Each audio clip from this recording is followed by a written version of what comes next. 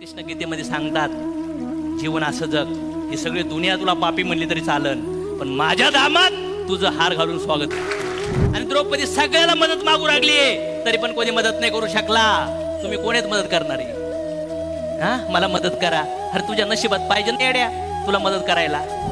जे होणार आहे त्याला या जगातली कुठलीही ताकद रोखू शकत, आणि जे होणार नाहीये पूर्ण जग एकत्र येऊन द्या, कुछ होगा नाही. ज्याला राज्य करायचंय, ज्याला मोठं व्हायचंय, ज्याला चांगल्या उच्च गोष्टी अचीव करायच्यात, त्यांनी सामान्य आनंदात एन्जॉय करू नये.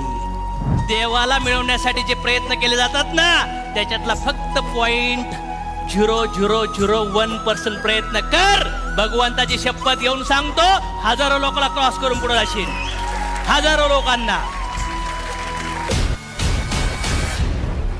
अध्याय 2 47 श्लोक. तुझे नियत कर्म करण्याचा तुला अधिकार आहे, पण कर्मफलावर तुझा अधिकार नाही. तुझ्या कर्मफलास तू कारणीभूत आहेस असे कधीही समजू नकोस. तसेच तुझे कर्तव्य न करण्यामध्ये तू आसक्त होऊ नकोस. वा, भगवंत काय म्हणतात की तुझे कर्म करण्याचा अधिकार तुला आहे, पण फळाचा अधिकार तुला. पण प्रॉब्लेम काय आहे ना, लोक आपल्या डोळ्यात डोळे घालून बनवतात. तुला कंपनीचा फाउंडर बनवतो सर, फाउंडर. अरे तुझ्या बँकेत पैसे नाहीये, तुझ्या आईचा बाप्पा जरी आला ना काढायला तरी निघणार नाहीये. ते टाकेव पहिले, पळू नको इकडं तिकडं. नुसते बँकेत अकाउंट आहेत मॅडम 20, पण बँकेत बॅलन्स फक्त 150 आणि काढायचे 1 लाख रुपये. आता याला कोणत्या कंपनीत न्या ना, देवी देवताकडे जरी नेलं ना, ते पण म्हणतात काशी कर, चांगलं गुड कर्म कर, मग बॅलन्स साठन मग वापर. Yes or no? पळापळी करून काय नाही होणार. जसं गर्भामध्ये बाळ जन्म घेतं ना, यस वाढ होती त्याची. जसं आपल्या आयुष्यामध्ये जे पण तुम्ही बीज पेरताय ना, त्याचं पण वाढ होणार आहे, रोप होणार आहे, त्याला पालवी येणार आहे, त्याला फुलं येतील, त्याला फळं येतील. हे सगळे भोगायचे असतात. चांगले आणि वाईट हे दोन्ही बीज पेरतोय आपण, आणि या दोन्ही बीजचे फळं भोगावे लागणार आहेत. मग भगवंत असं का म्हणतात? तुझ्या कर्माचा अधिकार आहे आणि फळावर तुझा अधिकार नाही, आणि आसक्त होऊ नको. आणि दुसरा पाठ काय म्हणतात की तुझ्या सुखाला आणि तुझ्या दुःखाला तू जबाबदार आहे असं समजू नकोस. हे पण कॉम्प्लिकेटेड आहेत ना. आणि त्यानंतर कर्तव्य न करण्यामध्ये तू आसक्त हो. आणि योग काय सांगतात, तुझे करणार ते भेटण्याची गॅरंटी पण नाही, तुझा अधिकार पण नाही. तू करतोय, जर झालंच तर उड्या पण नको मारू. आणि दुसरी गोष्ट काय सांगतात की तू कर्म केल्याशिवाय थांबू पण नको, पाप लागल. तुम्हाला म्हणलं सर पगार पण नाही आणि काम करताय बॉम्बलायचं पण नाही आणि काम केल्याशिवाय थांबायचं पण नाही, हा आदेश कृष्णांचा आहे. मग भगवंत असं का म्हणतात तुला फळाचा अधिकार नाही? तुम्हाला असं वाटतं की काम केलं का रिझल्ट भेटला पाहिजे? नाही, भगवंत म्हणतात काम प्लस माझं सँक्शन, म्हणजे मी प्रिव्हियस लाईफ बघतो तुझी, कुठं कुठं काय मायनस सिबिल अकाउंट आहे तुझं, त्यानंतर तुला लोन भेटणार. प्लस सुप्रीम सँक्शन, सुप्रीम फॅसिलिटीचं सँक्शन कुणाचं पाहिजे? गॉड हेड, सुप्रीम फॅसिलिटी, भगवंताचे अप्रुव्हल पाहिजे. बरं, आता मला तुम्हाला प्रश्न देतो मी, भगवंताचे अप्रुव्हल का पाहिजे? सांगितलं जातं करोडो अरबो जन्म आपले झालेत, आणि त्या सगळ्या युनीमध्ये आपला गुड आणि बॅड कर्म स्टोअर आहे. आणि जर तुम्हाला कळतं की आता तुम्हाला 10 रुपये भेटायचे आहेत, पण मागचा 1000 मायनस मध्ये आहे, तर ते मायनस कशात गेलं? 1000 मधले 900 राहिले. म्हणून सांगितलं आता फलावर आसक्त होऊ नको. तू केलं तरी भेटणार नाही, आणि जरी काम केलं सांगू पण नको, आणि काम करत राहा, याचा अर्थ आहे. त्याच्यामुळं ह्या ज्या पण गोष्टी घडतात, मी बऱ्याच वेळा म्हणतो की माणूस चुकीचा नाहीये. त्या टायमिंगला तो विचार आला, ऐकलंय का माझ्या या गोष्टी, त्या विचाराने ऍक्शन केली आणि त्याचे रिझल्ट समोर आलेत आपल्या, बरोबर ना? पण तुमच्या हातात तुम्ही जर म्हणले असं शांत बसून येणार नाही. दुधात दही आहे, पण काय करावं लागेल? तूप आहे, लाकडामध्ये काय आहे? अग्नी आहे. तर भगवंत चराचरामध्ये आहेत फक्त, व मग नशिबात जे भोगायचं ते भोगण्यासाठी कर्म करावे लागतात. तुम्ही म्हणले मी बसून राहील, बसू शकत नाही, हे त्रिगुण बसून देऊ शकत नाहीत. हा, मग शेवटी सुकृत म्हणतात.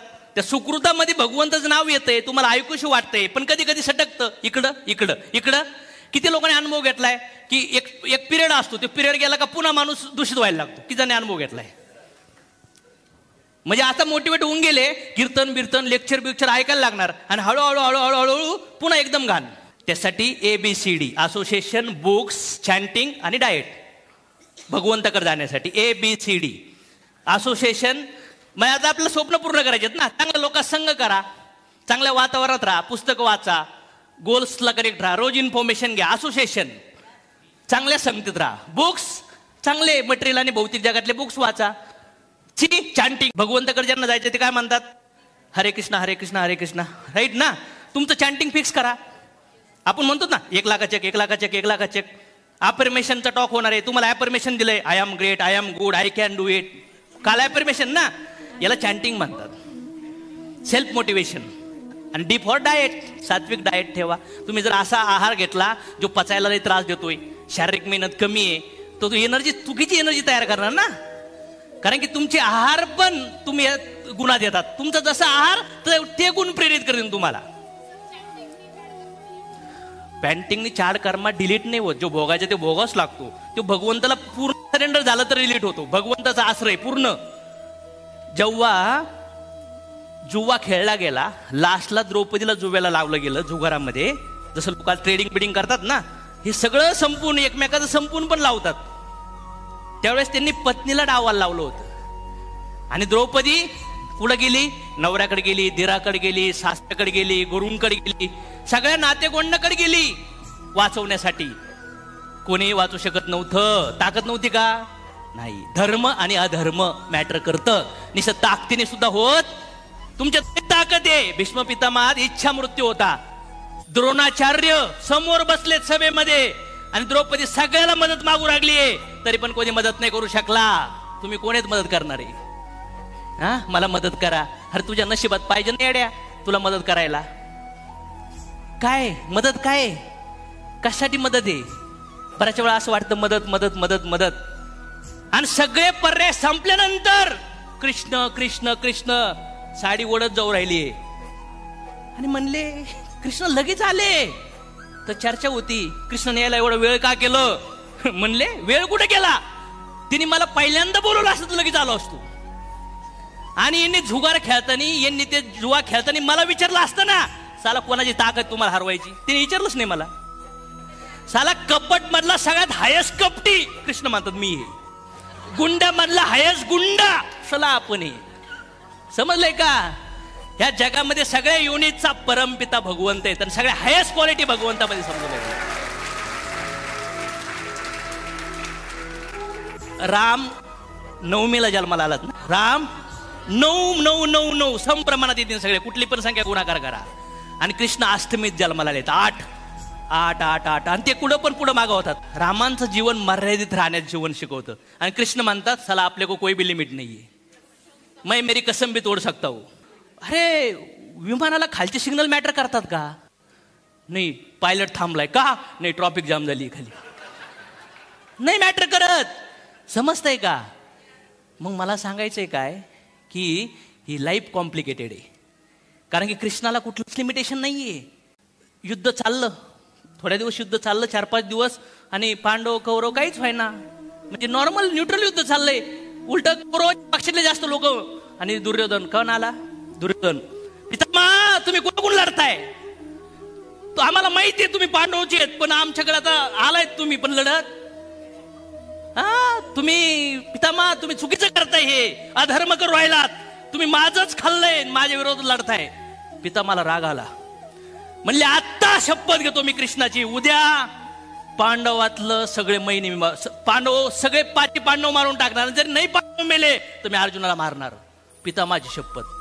बाबा बाबा बाबा, पितामाने शपथ घेतलीये.